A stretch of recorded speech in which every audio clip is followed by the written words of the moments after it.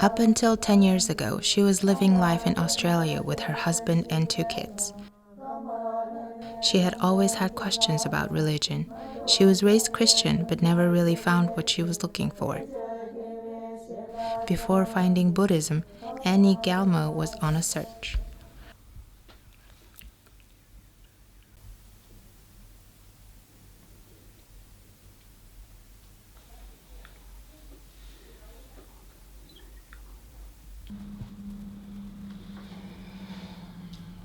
Didn't really know anything about what it meant to be a nun. But then I went back to Australia because this was in the UK, and I had a marriage and had 2 young children. But always I would think in the back of my mind, one day I would really want to be a nun. Her children were adults, and her husband had parted by 2009 when she became ordained and moved to Mongolia to be the resident teacher as one of the 7 Buddhist nuns in Ulaanbaatar, Mongolia. Take your hands away from your head now. I started listening to the Lama, and in about 2-3 days I started, wow, so many answers were coming to my questions, and it was like there was a sense of familiarity that I'd somehow heard these teachings before. You're not encouraged to become a blind believer. In fact, quite the opposite. We're taught not to accept just because you hear.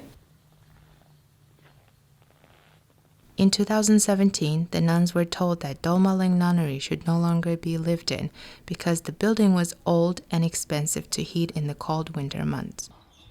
The Dolma Ling Nunnery sits empty. A donor gave the nuns land as a site for a future nunnery.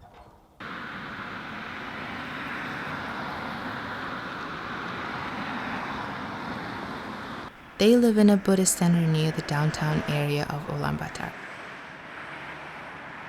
The Buddhist Center took the nuns in, but is open for anyone to come to. The center is not solely the nuns to have. This is their temporary home. A new nunnery could take more than 3 years to be built.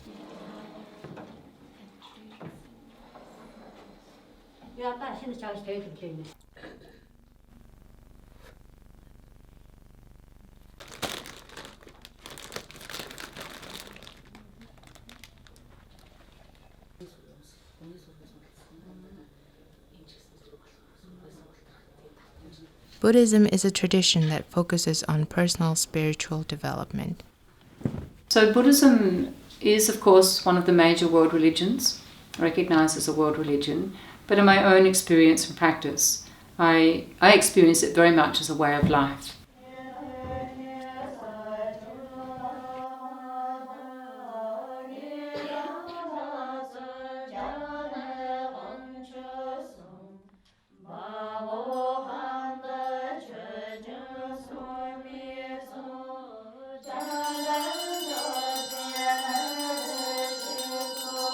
But for Buddhism, everything that we learn within the teachings is something that is actually applicable to the life.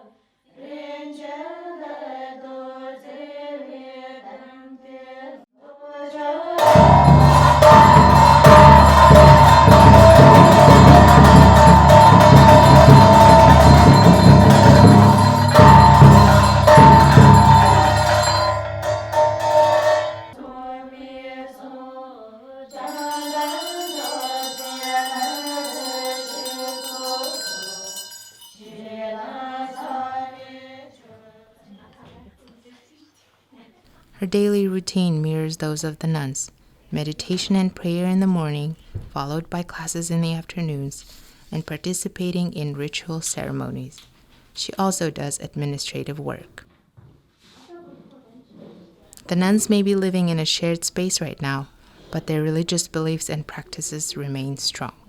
The future, I think it's going to take time. These women are really pioneers. We don't have role models of nuns previous to the Soviet time. So it's not like they can look around and see how other nunneries run in Mongolia. And I think that if they hang in there, the future is, maybe it's not going to be big, but I think it will be a good, stable basis, a good, stable nunnery.